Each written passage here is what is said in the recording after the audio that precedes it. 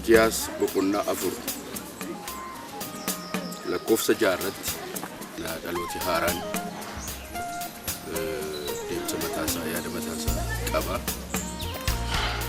Isa kanammoo abbootiin yaadicha hordofuuf hubachuun irraa eegama. Gamlachuun iyyuu wal hubachuu isaan irraa eegama. Kun immoo walitti dhufiinsa tokkummaa hafuura qulqulluu fidu kana keessatti murteessaadha. Raajichi Eeliyaas Waaqa biraa ergamee gara ijoollee gara jaarsoliitti, gara abbootiitti, gara abbootii immoo gara ijoolleetti deebisuun akka isaaf ta'u. Guyyichi sun ta'ee darbuyyuu har'as immoo sagalee Waaqayyoo waan ta'eef guddin hojjeta.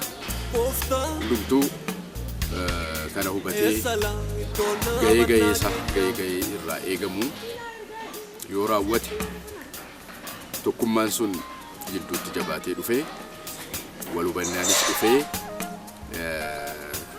akka sagalee Waaqayyootti jiraachuu jaalalli jidduutti immoo guddachaa jabaachaa hin dhufaa.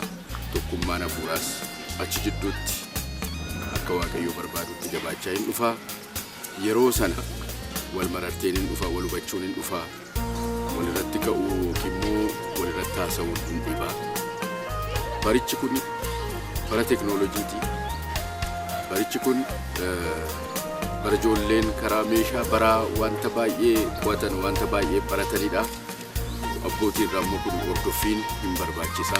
Deebisuu akka danda'amuuf, gorsuu akka danda'amuuf abbootiin hordoffii cimaa gochuutu irra jira. Ijoolleenis immoo bu'aa mataa isaaniitiif akka inni ta'eef baranii isaanii dhaggeeffachuutu irra jira jechuudha.